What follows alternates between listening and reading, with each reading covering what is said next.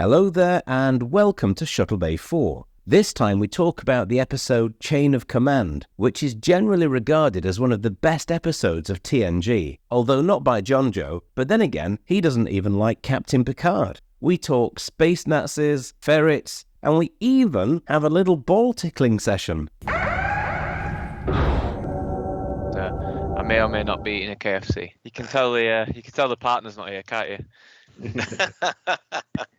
You're having a bucket to yourself. I'm having a bucket!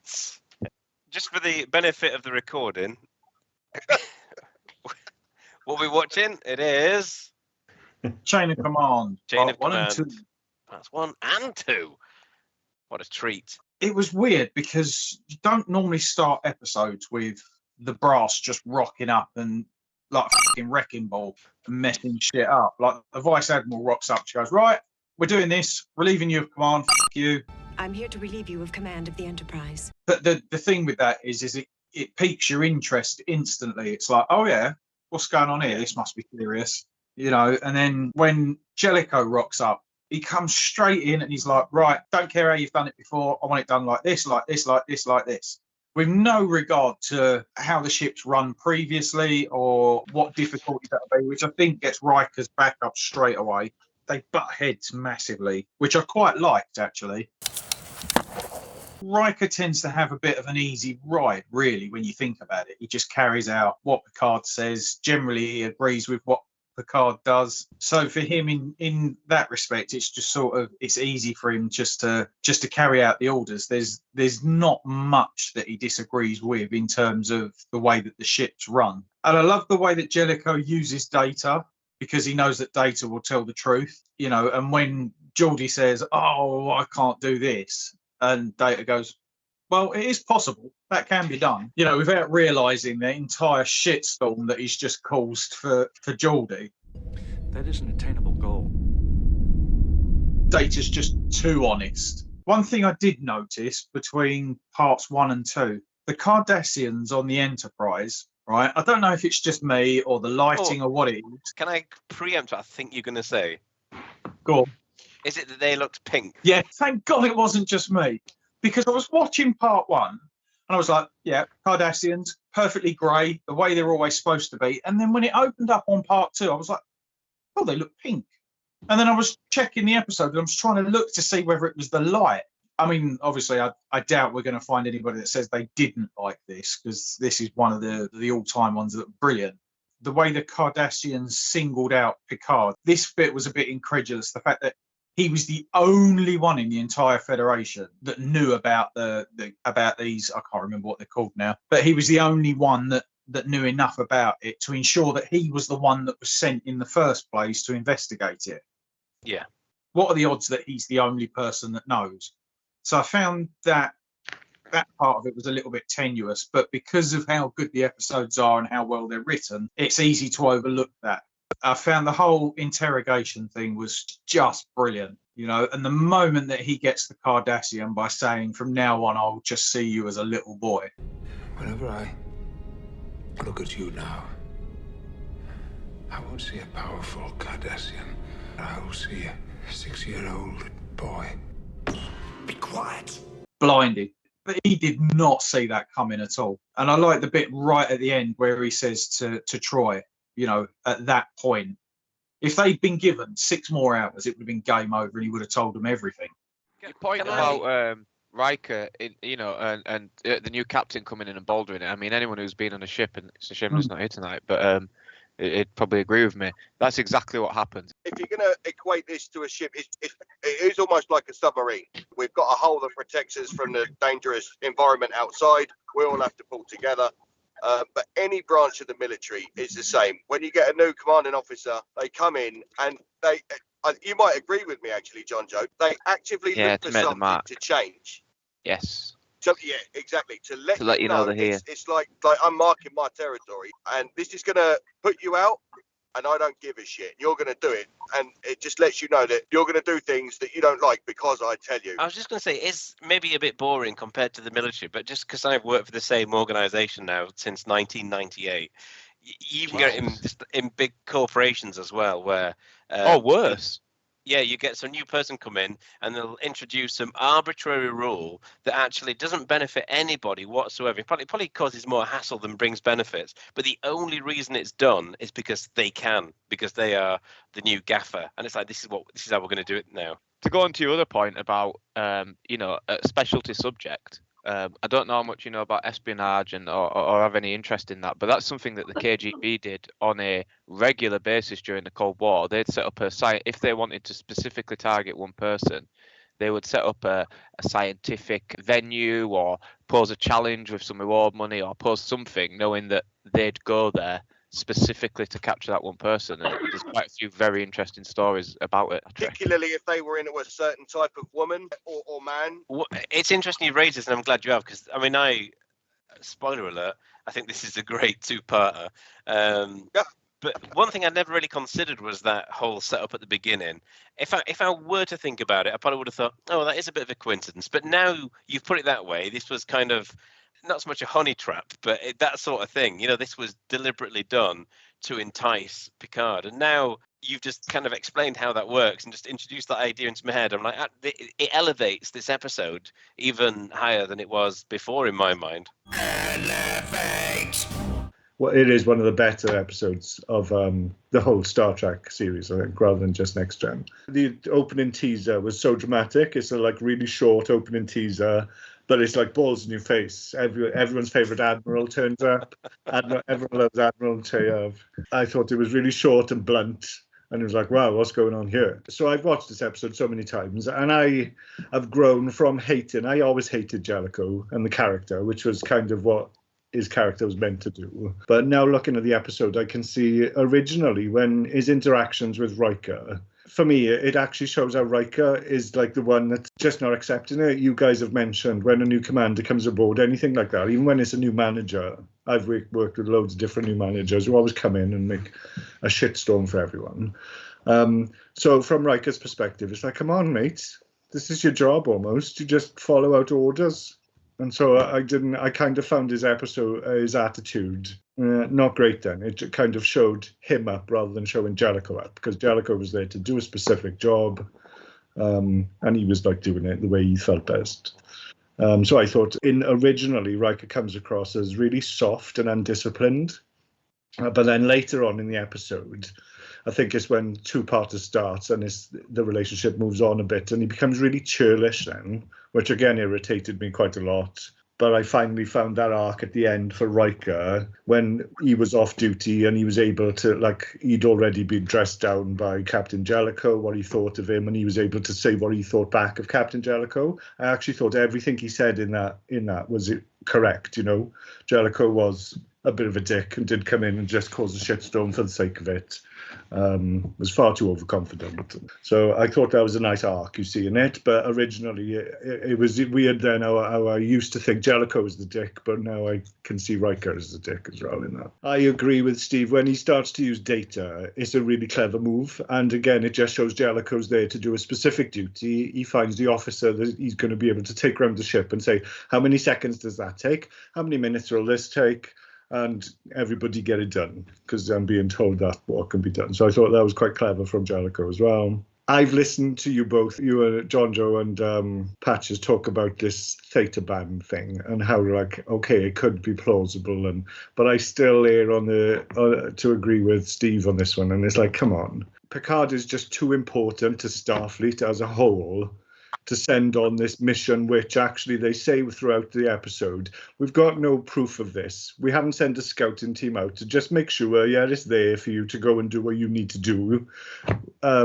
We'll just, send you and hope for the best. I don't know if it was obvious to us as an audience more, but even as they were going through it, they're in the caves and there's nobody about, and they're not finding anything on their scanners, and it didn't raise any doubts in their mind. So I thought, come on, this feels like a trap anyway, and you should have picked up on that maybe sooner. Do you know the scene where they go to the bar and they meet the Ferengi, they're looking for transportation? That was like for such a good episode, that stood out as being such a poor scene. It was really bad. I thought like just Picard sitting there and talking to him like, yes, I know, but I'm not saying that he is this. I just want to point out that even if he isn't and he does happen to be going to this planet, I thought it was like, come on, get on with it. And then Beverly trying to flirt with him was like, come on, that was like vile in my mind.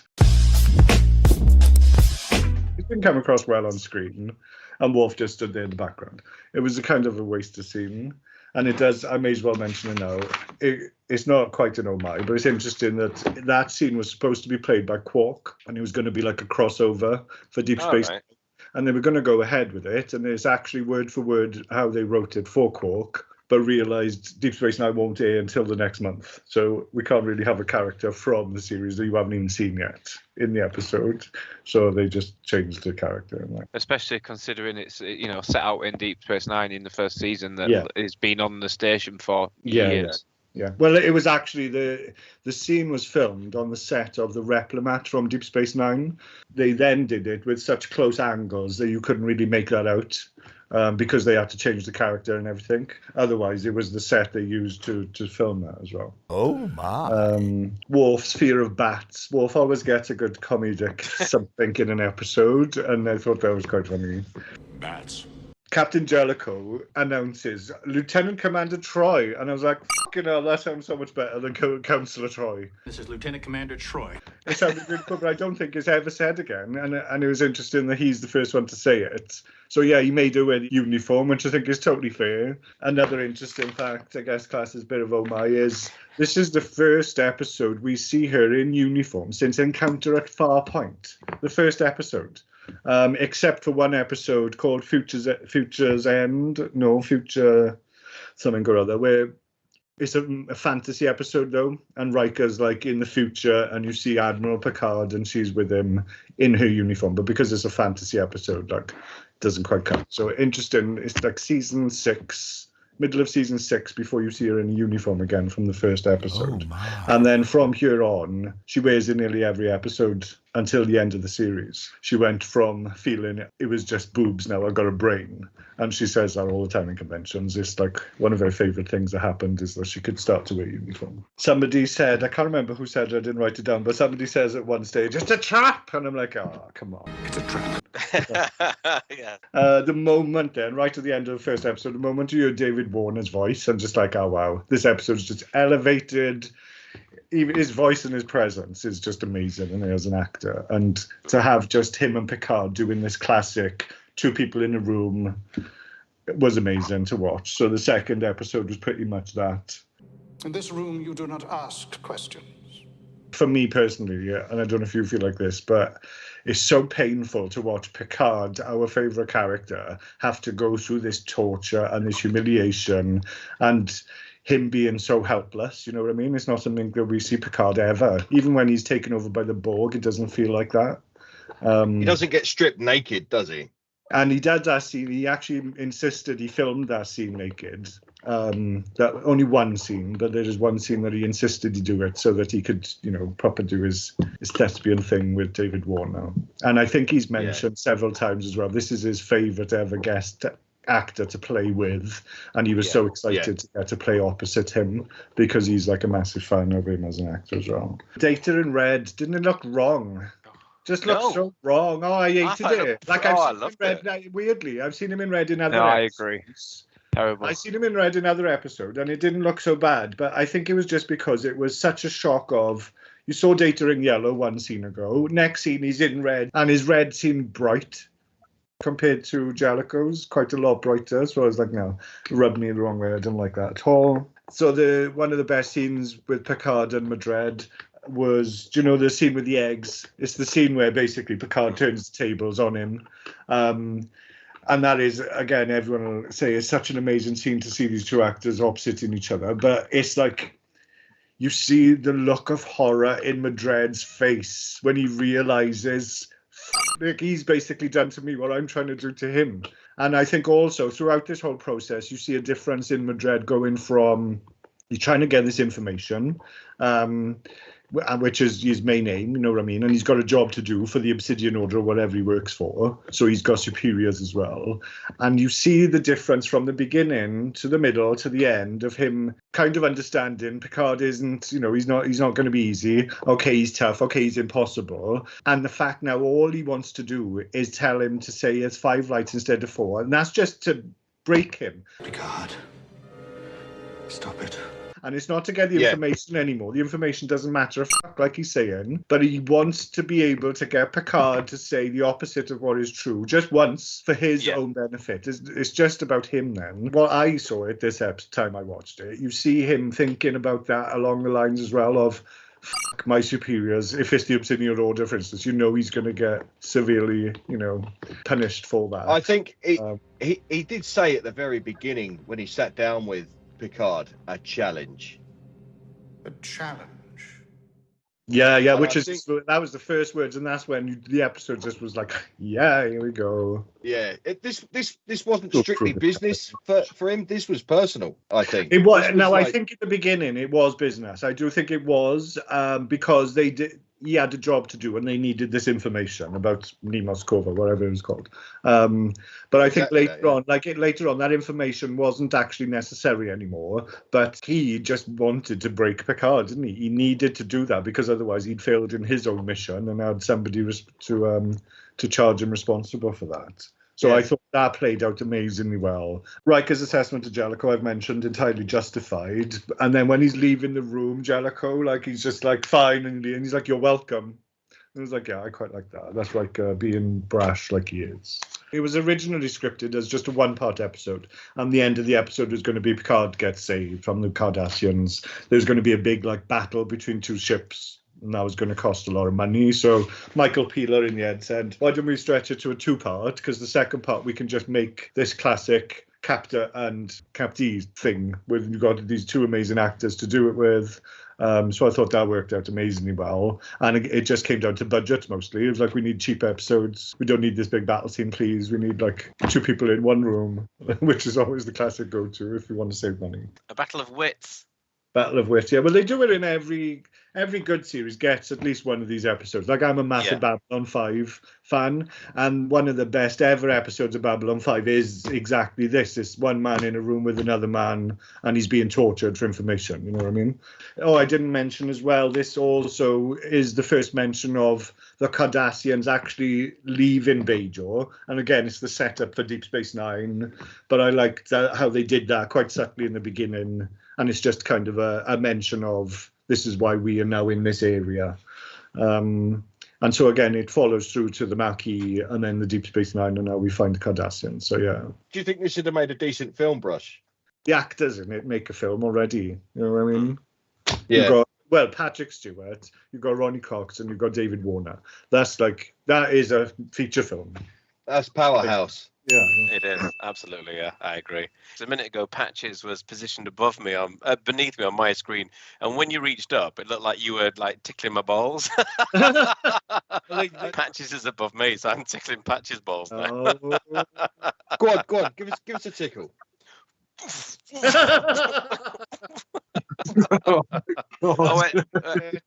Patches. Sorry, I get my kiss better at that. When Jesus! There you go. Brush is filled with jealousy. You can see it in his face. I've got a bit of a confession to make though. I put the first episode on the other night. You know, I was absolutely knackered and I fell asleep. I did watch like the first half. You didn't go back to watch the second half of that episode? Well, I have seen it before. But I did watch but I watched the second episode last night. So between those 2 episodes, I've seen 3/4 of the entire thing. So I haven't really got many comments for the first part.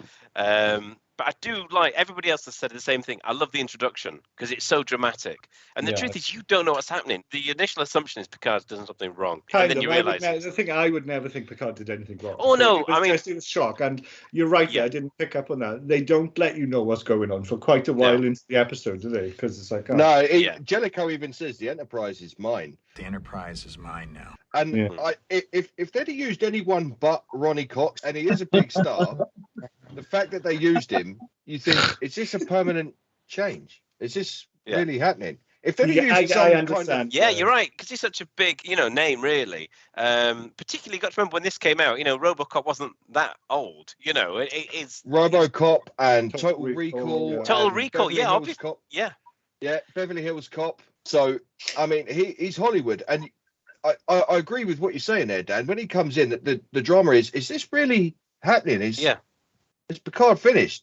Had it been another actor, you may not get that sense, but because it is Ronnie Cox, who is absolutely brilliant, and he's got that great gravitas on screen. Yeah. He's got a great screen presence, and he is the sort of character who could have replaced Picard on the Enterprise, and it would have been a really interesting series. But you know what I mean? But you don't know at that stage what's happening to Picard. I mean, I don't know what I thought the first time I watched it, but I'm guessing I probably thought Picard's going to get into trouble if something is done, but he's not done it, right? And then the episode will be him or the crew finding out and basically proving him innocent. Obviously, that isn't what happens. So, I'm not going to talk about an episode that actually doesn't exist. So, but it does keep you guessing, though, doesn't it? It does keep you guessing. Yeah, there is that. There is definitely that intrigue. Is that an Excelsior class ship at the beginning as well? Yes. Yes, it's in the second episode as well. Because I do like the Excelsior class ship, just not as the Enterprise. I forget the name of it. Is it the Cairo? Yes, I think it is the Cairo. Yes, it really bugs me that they're always unlit. Like sometimes they do. I don't know in this episode because I've not watched it for a couple of months. But sometimes when they do the side by side shots of the Excelsior, it's an unlit Excelsior. Yeah, like okay. It's completely dark. Like you couldn't afford the extra £2 to put the lights on. I can't. I must admit, I can't. I don't think I noticed that. But when I put this together and stick a snippet of that in now, I'll check out those lights. Vice Admiral Nechayev. And he starts making changes right away, Jellico. I'll not go into all that because you've already talked about how he's stamping his authority, and that seems to be the only real reason why he's doing it. But a comment I've got here, and Brush said this as well. The first time you watch this episode, you hate Jellico. It's a bit like how you hate Pulaski the first time, right? I remember Jellico being really obnoxious, being really cold, being really, really antagonistic. But it wasn't. It was making changes, but it was. I don't think he was ever obnoxious. Do you know what? Do you know why that impression was more when we watched originally? It's because Riker, because the way Riker took. Exactly. So everything he was saying, it made us feel like, oh, Riker's obviously right. You know what I mean? Yeah, that's what we're used to. But now watching it, it's like Riker's a dick. Actually, he's been an absolute dick in this episode until the end. They all are, and they are being quite petulant. Well, I don't know. I think it's okay for Geordie to moan. I think that's fine. That goes on all the time. You're always going to get the people who've got to do the job moaning, oh, blah, blah, blah. But Riker didn't handle it well enough then. He's the one that should have been going, well, look, crew, it's a new commander, and we just got to try and buckle down and get this done. Whereas he was the one going, oh, okay, I'll go and talk to Picard. They sent Troy to do that, didn't they? To try and, like, can you... Well, I think Troy done it anyway. And again, that scene was a bit... Troy was being... 1,000,000% Troy in that particular scene. And then I thought, actually, I didn't say it, but I did write it. That was a masterclass from Jellico. That scene was a masterclass because she thought she was getting exact her way. And then he sent her packing to do the fucking job herself. And oh, by the way, put your uniform on. Yes. I loved it. It was a masterclass from him, that scene. I'd appreciate it if you wore a standard uniform when you're on duty. It was good, and that's one of the main things I remember him being like nasty to Troy, but he wasn't nasty to her. And no, he didn't. Even though you hate him, going back to your point, he didn't do anything wrong. No, I don't think he did do anything wrong throughout this entire episode. And watching it, I'm watching it trying to spot when Jellico's a dick. And the comment I've got in my notes, and Brush has said this about 3 times now, I've put Riker was a dick.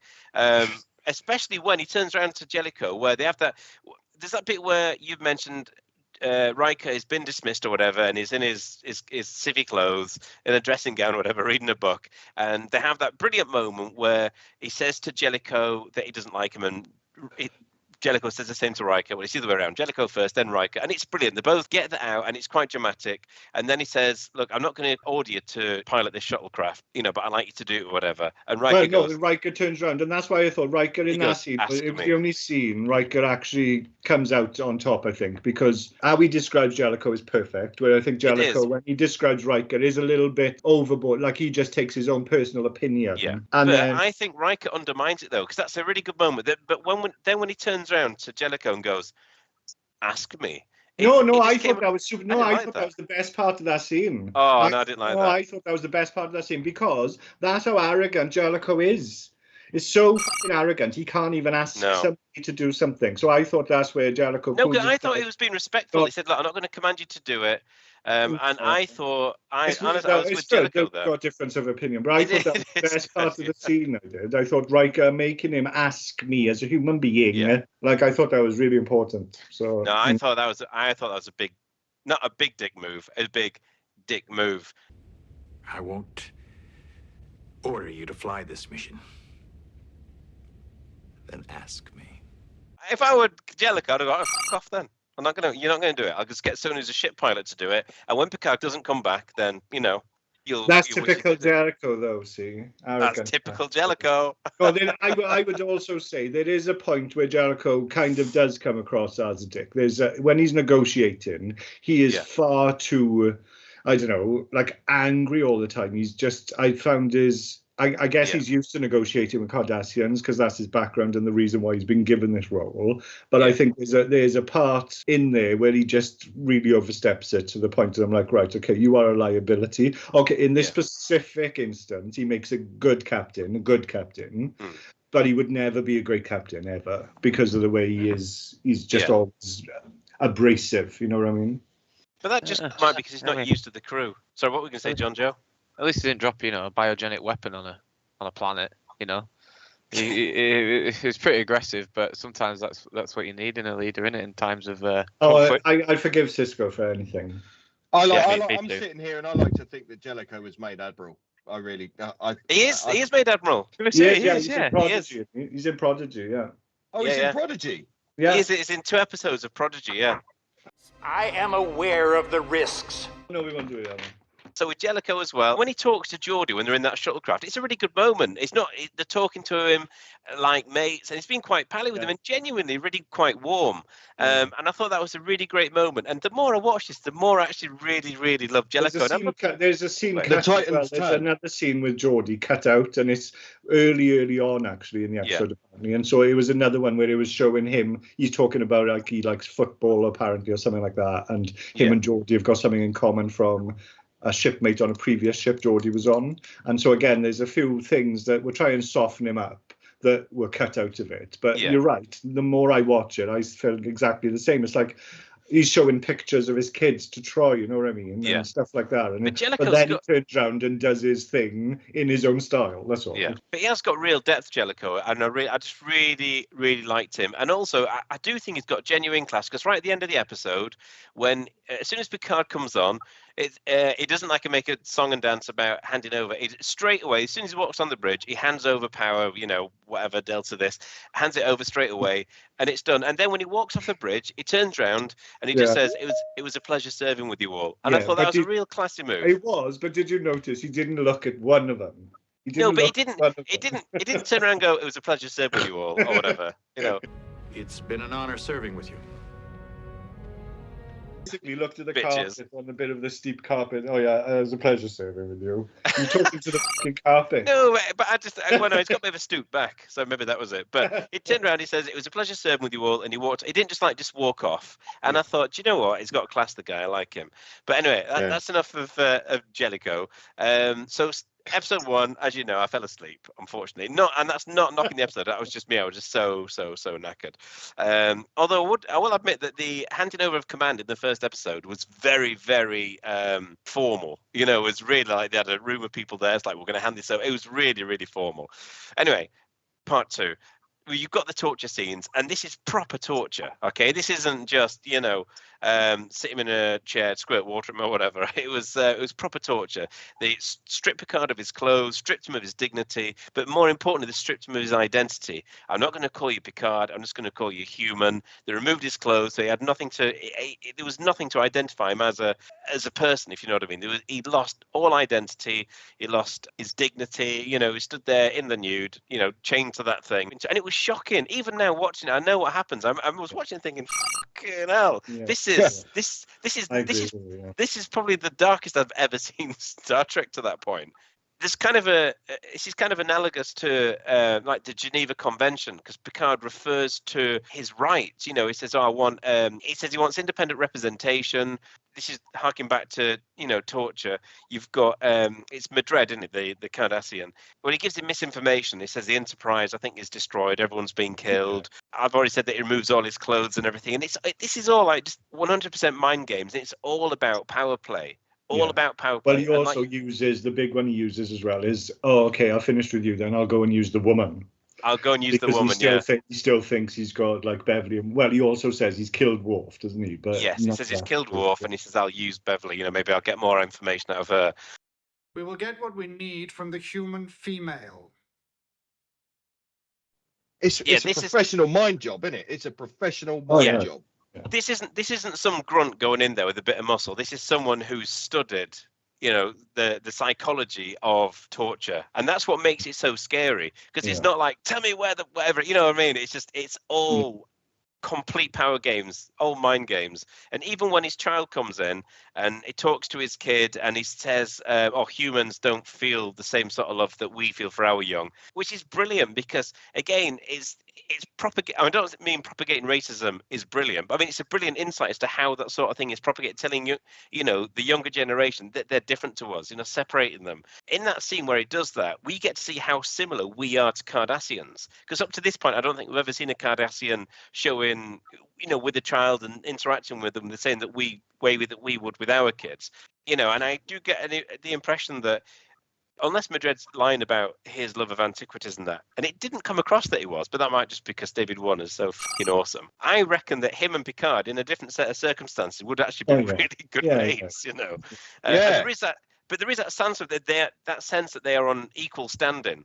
You know, this is a real battle of wits. You know, it's not like, well, Picard's easily just going to trounce him. It's a real battle of wits, which is why, and I think you said it, Brush, there's that look in Madred's eye when Picard switches it round and says, from now on, I will see you as that 6-year-old boy. And all of it, from that point onwards, everything changes. Picard, stop it, or I will turn this on and leave you in agony all night.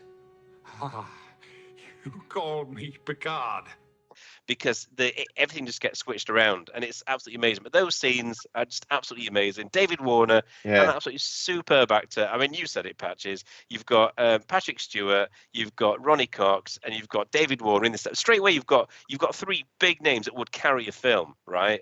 And you've got 3 headline acts there, and they are all absolutely fantastic. Powerhouse.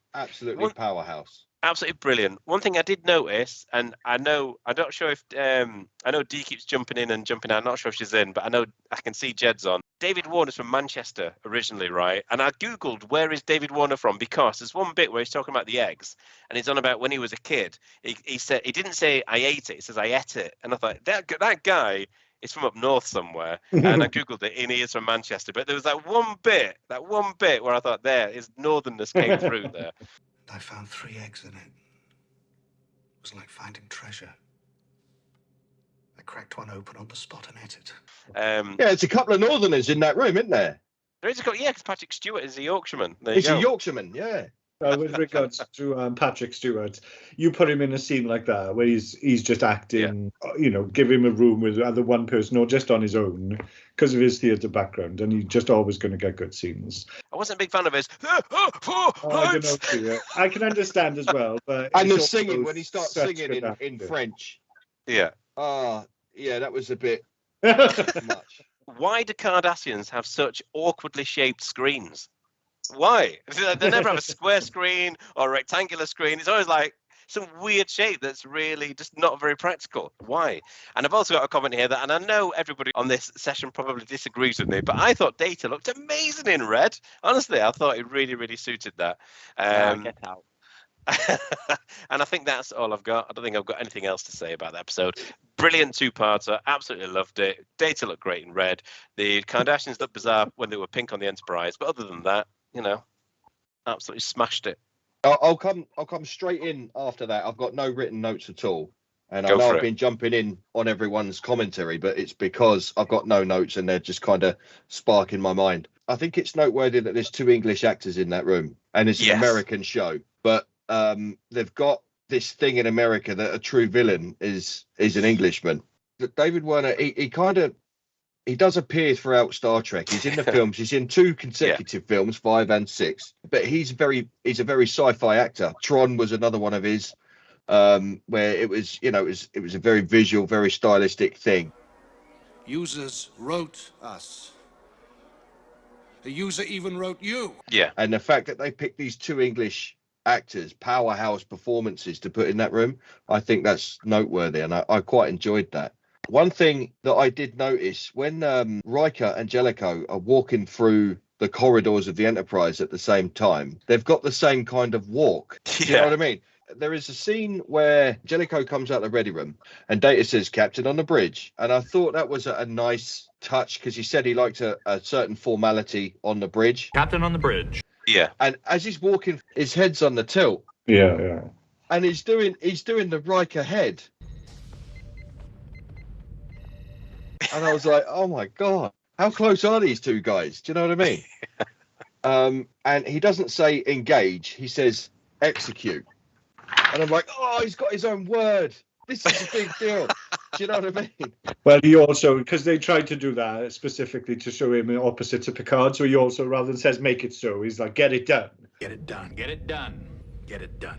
And so Get it done. Like, really and he did say it a few times, get it done. And that is a very Captain Pike thing to say. That's his thing. Let's get it done. Do you know the bit about getting the fish out? Get that fish out of the ready. Yeah, but that was actually done for the sake of Patrick Stewart, because Patrick Stewart had always said, why would the captain have a fish in his ready room, and he never liked the idea of it, so they did it as kind of an in-joke, because I can't remember if they bring it back or not, but I think they did it for Patrick Stewart, and maybe they never brought it back in the end. And get that fish out of the ready room. Yeah, I loved all of that. John Joe's mentioned it a few times, but Jellico brings the Navy into Starfleet. He brings a commanding presence. That whole captain on the bridge, he brings that. And get your uniform on and do as you're told. He doesn't actually do anything wrong. Like, you can see the different captains that they bring out in Star Trek, and you can see like a fraternity here, a type of captain that they have in Starfleet. And Jellico is the embodiment of that, and it kind of does make Captain Picard quite exceptional. He's smooth, he's calm, he's the diplomat, he's not aggressive. He's got a different style, and that is Picard's style, definitely. I do think what happens is because we have spent so much time with the captains, they become that. You know, the only time you'd see it with the captains that we are used to is in the first original few episodes, where, like, even Picard in the first episode was a bit thick with Riker telling him how to do everything manually, the docking procedure, and then you got Janeway. She kind of set a few rules originally. We could only get that in the captains that are long running in the first episode. Otherwise, they just become this character that we're comfortable with. You know what I mean? I was just going to say that Picard does come across as very stuffy and very formal to start with in TNG, and it's really interesting actually seeing him now with Jellico, and you realise that he isn't. He's actually quite a warm, cuddly captain. You just never really realised, and also because he kind of developed into that. I mean, I've mentioned before that Picard and Data, I think, are the 2 characters. Can you imagine Picard going onto a new ship? Everyone would think he was a dick. Because he is, he is that stuffy kind of reserved, doesn't want anything to do with you, actually, just carry out my orders. It's only because he's been with our crew for so long and developed a relationship. Otherwise, Picard on another crew, I'm sure he'd be as bad as Jellico almost, in like changing things up to do it his way and them not really appreciating it. He is kind of reserved. Picard is kind of reserved. He is separated from the crew, but he doesn't play poker with them. You know, he does this breakfast thing with Crusher in the morning. But it turns out that he was actually in love with that woman for a while, so he's affording her that much grace. He's just got a very different style. The episode is called Chain of Command, and a big part of that is this is a new guy coming in, and this is the situation. And I like the way he comes in. I like the way he deals with it. I like the way it kind of exposes some of the weaknesses in that crew as well. Like, I'm giving you change and I'm giving you orders, and you do see that they're a bit petulant with it. And as you say, it's a very, very clever plot device to take Data, and he's like, right, this way, Commander. And well, it just goes out that Jellico has immediately spotted a talent that he's useful to him, and he's going to utilize it to the best of his ability. You know what I mean? And that's what Jellico's looking for. He's looking for information and obedience, basically. You know, we've got a job to do. This is serious. Let's do it. And everyone's like, yeah, but I like playing the trombone, and I don't want to work 3 shifts. And it keeps happening. He's like, you know, did we launch that probe yet? Yeah, we did launch a probe. I didn't know you wanted to be informed. And he looks at Picard like, what's with this fucking guy, man? This is. He does. I think everyone by the end of the 2-parter, they do have an appreciation for him. Yeah. And he for them. And I do rate him. The uniforms fit really well. And seeing Data in that, brilliant. I love that. I really do. I think it's just really strange. Like he's just frozen on my screen now, Dan, like that. Really? It freezes every time. I think with Star Trek, you can play with the timeline a little bit. If I don't particularly like never play with the timeline. Well, depends. Is there a nebula involved? You can always go back to a timeline that suits you, and this timeline suits me, and everything that's going on here, the uniforms and the characters and the ship suits me, and it is timeless in that way. But watching this episode, I was trying to watch it as if it was the first time. Yeah, and it's difficult, as you said, Brush. It's difficult to do that, to try and remember. That's how my you wish felt. for everything. You know, I think it's everyone's wish. But when you watch something the first time, the impact you get from it can never be repeated. You know what I mean? And this episode was written for that impact. It was written for that. Yeah, I first think impact. because it was super fast paced. Like originally, everything was boom, boom, boom, boom. Like I said, it was like balls in your face. Yeah, and this torture, it's been talked about quite a lot. Technically, I didn't think of it this way as well, because we haven't seen Deep Space Nine yet, which is really where Cardassians evolve, and we get a lot of their backstory and understand their torture techniques. And it's interesting that this shows their torture techniques before Deep Space Nine even came out. Yeah, and so it kind of already set up this race. So I think this is going to be a controversial statement. I think the Cardassians are the worst out of them all. Worse than Romulans, worse than Klingons, for being duplicitous and being bastards and being the enemies, the bad guys. And this just, you know, they're savage. They are savage. They revel in torture. Their society. They've got no honor. They've got no honor. At least Klingons have got that, you know. No, and Romulans don't have honor, and they're sneaky. But they are sneaky. They are not brutal, savage space Nazis. Basically, that's what we're dealing with here. They're space Nazis. As that torture was progressing on, I thought it was so well done. As a critique of the episode, again, having Patrick Stewart in the buff and strung up in a stressed position like that, I thought that was really, really good. And there was moments where the guy was so overconfident in his tactics and techniques that Picard looked so strung out and so beat that he opened up and sat back, and he made him eat. He was reveling in the victory of him making him eat this raw creature in this egg. And he was still getting over that he opened up just a touch and give Picard just enough to say, you are weak, you are helpless. What an arrogant man you are. I find you a pitiable man. I find you a pitiful man. I don't hate you. I find you a pitiful man. Again, in a very Starfleet, very Star Trek way, it's, you know, even in the face of such brutality, 2 wrongs don't make a right. Hatred and perpetuation of hatred doesn't make it okay that they're being horrible to you for you to be horrible to them. The best thing to do is to actually pity people like that, and to see that from a very young age, and the episode does say that, from a young age, people are spoon-fed this hatred. So they're mining the bellies of these ships. Every one of your ships has a mine on its belly. My finger's on the button, and you're in a very bad position. And he kind of stone-faced, right, detonate mine number 1. Bang. And, oh, right, okay, you're going to go? No, right, detonate mine number. And he was that far away from saying it, and he was saying it to Worf, and Worf would have gone, yes, bang, kill all of these. Do you know what I mean? Yeah. And it was such a poker face, and it was a poker game. Jellico was doing the whole Kirk kind of poker thing. He was bluffing them, really. Set off Alpha 4-2. Aye, sir. That was just a baby. The big boys are sitting on your hull. I think the pacing and the action and the drama and the suspense makes this 2-parter for me stand out. And I was starting to feel a bit sorry for Picard at that point in time. The Borg took him and fucked his head. And then the Cardassians took him and tortured him. And I thought, as a captain, Picard's probably been through the ringer a lot more than what we'd seen up to that point, and some after as well. D, he's got a little something there. Yeah. You're being assimilated talking to the Borg. Yeah, that's Ketracel White, I think. Yeah. You could only say that in a Star Trek meet and get a laugh from it. Yeah.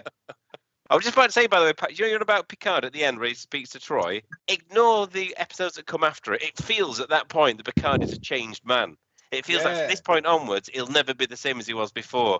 It's definitely one of those moments of there is a before this and after this. He's on the bridge, and everyone's looking at him like, you know, yeah, nice one, Chief. You did a good job. And he's like, yeah, Counselor, let's go. Right there and then, I'm going for counselling. And I think that even how many years ago was that? In Britain, there's still that stigma about you're going to see a head shrinker. Why? What? You a nutcase? Can't you just deal with it? And Star Trek picked that up. It didn't have to pick that up in the last bit. It could have been. It could have been like a long stare out of his ready room window. You know, that skinny window that he's got. Yeah. It could have been that introspective kind of, wow, I'm fucked. But they didn't do that. They went to the counselor. Fish gone? Yeah. Where's my fish? And I'm all the more lonely for it, you know, and that kind of thing. And it could have just panned out of that window with him staring out. And I think they kind of did that with the Borg. And someone at some point has gone, he's got a counsellor that works on his staff. Let's do that. And I like that. I just Googled. It aired on the 14th of December, 92. You know what I mean? In 32 years, we still haven't picked up on the fact that is important. We've got to start somewhere, and I think that's a nice touch to put at the very, very end of that you know, trauma does happen, and you don't have to just grin and bear it. You need to work through that shit, or it's going to eat you up. And that is very, very true. A lot of Trekkies that I've met, actually more than most others, they own how broken they are. You know, they're maybe a bit socially awkward, maybe a bit reclusive, or maybe they've had some stuff they've had to deal with, but they own it really, really well. And the common thing that I see there, and this group, this fandom, probably better out of any other groups that I've known, is the influence of Star Trek and these little things. And it's okay to talk, like the Data Geordie, how they always talk, and they talk a bit during this episode as well. And you know, it's good to have a friend to talk to and just work through it, and don't reserve things like that, and work through it. And that comes through at the end of this episode. And it is a very human episode. It is about personal relationships. It's not overly tactical. I mean, it is tactical, and there is an operational side of it, and there is this thing about Minos Corva and the Cardassians are moving in, but it's how do we deal with authority? How do we deal with trauma? How do we deal with trauma after the fact? What kind of pressures change puts on people? You know, you can get comfortable in your bubble, in your environment, and if it's changed up, how do you deal with that? What is the best way to deal with that? Problems with, as I say, authority, immediate authority, and sometimes orders that you might not agree with, or instruct things that you have to do that you don't particularly want to do, and how do you deal with that? I think that's really, really well covered, and it's aptly named Chain of Command for that reason. That Chain of Command, I think, is almost like a dual meaning, because it could refer to Picard and Medred as well. Yeah. You know, because they're both trying to have authority over each other. You know, it's just that balance. But no, I did get 1984. The 1984 situation where Winston's being tortured. He says to the guy that's doing it, I forget his name, the Richard Burton character, why you haven't even asked me any questions? Yeah. And he said, I don't want information from you.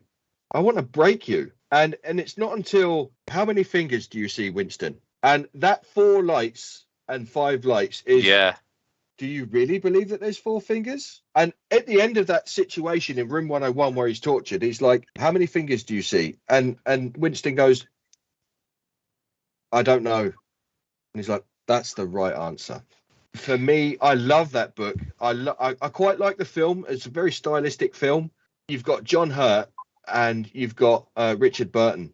That's a powerhouse, and it is matched by this. And I know that I'm biased because I'm a Trekkie, but you've got two very good English actors doing what they do best. There was maybe 2 occasions where I thought Patrick overdid it, and it was there were 4 lights. 4 lights.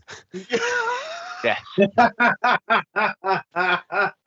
One thing I did like, actually, when he turned around to walk away and the Cardassians went to grab his arms and he went, ugh! Yeah. And I fucking pissed myself. Get off me! Off me! That's pretty much me in my early 20s getting marched out of every fucking nightclub that I went to. Do you know what I mean? Right, you've had enough. And off I walked in exactly that kind of slumped, broken kind of way for me kebab and me taxi. Do you know what I mean? And that's exactly what Captain Picard needed at that point. Get off my chips! Yeah.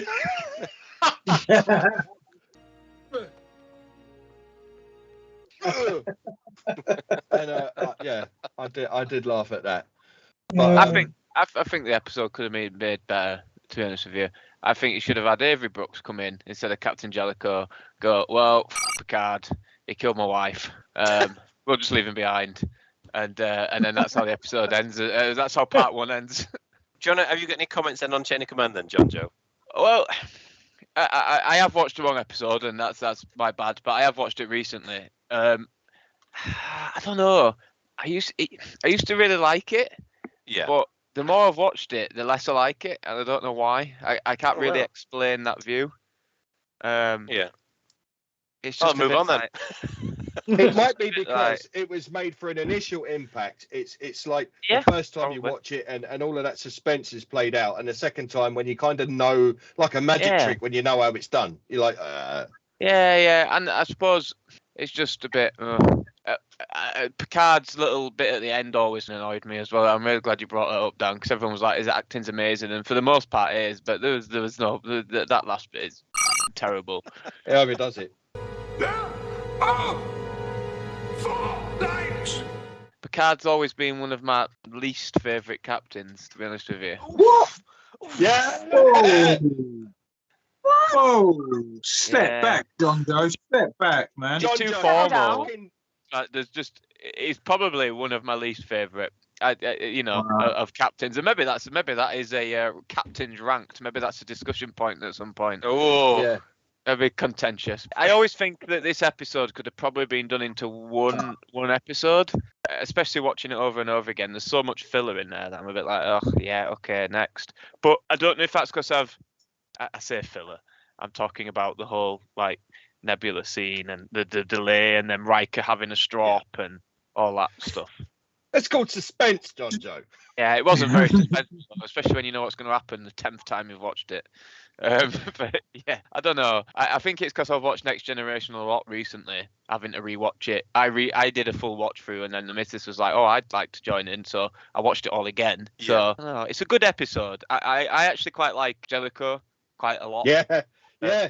It would have been really good if they went realistic and went. Because this is what would happen in real life. They wouldn't let Picard anywhere near a command for many months after that. Otherwise, he's not going to go off into the Cardassians and start blowing shit up. I mean, there's another very good episode, isn't there, TNG, where the guy that was in the Cardassian war in the Nebula class ship chases after Cardassians and starts blowing them up. Yeah. I always thought it'd be really interesting if they'd have half of season. It's going to be Jellico instead of Picard, and then they're going to swap back over. I think that'd have been a really interesting tactic. I would have watched that. I would have. I think Dee's a fan of that scenario. Yeah. She wants a bit more Jellico. The point that I've got that no one else has said is that Nechayev gives me Shelby's mum vibes. Yeah. You know what I mean? She come on and I thought, oh God, is she her mother? The way she talks to Picard and everything, I'm like, yeah, I know where you're from. Same as Patches before, it was the dude from RoboCop, and he looks like saying, done it, get it done. Get it done. Get it done. Get it done. Get it done. Get it done. Get it done. He might as well have his bloody catchphrase. All the others have got one, so he's got to have one, otherwise. You know what I mean? He's got loads. Put your fucking uniform on. Get it done. Execute. Data's always in gold, yes? And then next time you see him, he's in red. He's back in gold again. I'm like, so why was he in red for that bit? Because Riker was relieved and he stepped up as second in command. Command as number one, right? Got you. Yeah, of course it is. Is Command Red? I think it's an elephant. I'm thinking, why hold your wife? It's an elephant. I think. Even Kardashian take a flask to work. Yeah, I saw that. Yeah, little thermos.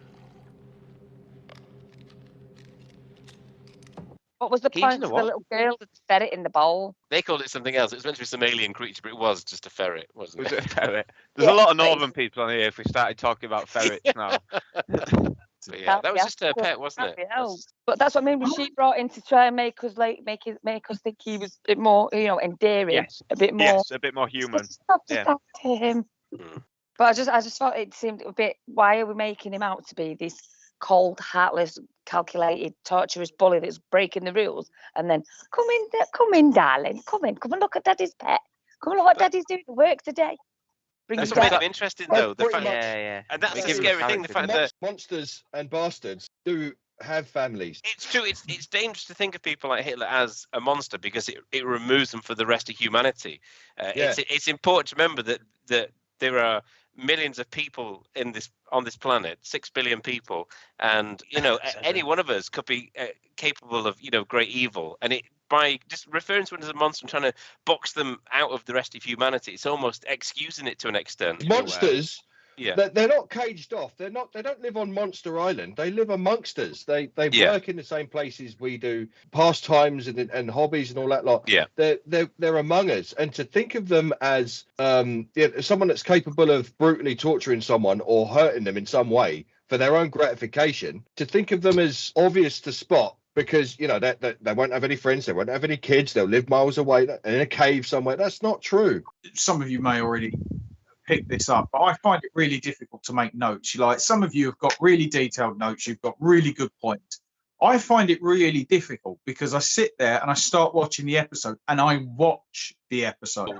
To be honest, it does definitely take away from the enjoyment of the episode when you take your notes, because I'm constantly pausing it. Oh, I'll write this down, and now I think, oh, what's another word for this? And then I realise that I don't read half of them anyway. So I've tried to take less notes rather than, because before one stage it's like literally every scene I'd be like, oh, look at the light there. Whereas now I take far less notes. I'll try and stick to themes rather than events, because I think that's what Star Trek does best. I'll sit down and watch it, but I know exactly what's coming next, and I'll just jot down just the odd word, and it's not a comprehensive note, it's just a prompt, an aide memoir, and then it'll be something like 1984 or counselling. Because what I found was... Hang on, what the fuck was that? What was that? Pat's in with his fancy French words. I thought he was going to let that go for a minute. Eating his mange too.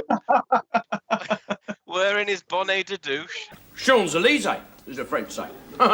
Just enjoy it, do it your way. That's how you do it, isn't it? And then you come in here and have a chat. Well, I always think, Steve, that your contributions are brilliant, so I wouldn't change what you do. You covered loads of great points, including the fact that the Kardashians look pink on the Enterprise. Do you know what? I'm so glad I'm not the only one that noticed that, because that bugged the crap out of me. I feel bad because we've not heard Jed's comment. He told me this morning, he went, I put it on, I watched episode 1. And then I fell asleep. I got to walk up on couch at 5 a.m. Right, that's 2 people. That's it confirmed. It's not that good. I've seen it before. It's a cracking episode. I love Jericho. Riker's a wanker and a wimp. But yeah, it's a great episode. I'll tell you what, the edit would be so much easier if everyone's update was like that. It's a great episode. Riker's a wanker. Jericho's great. Thank you. That's Go on. Give us a tickle.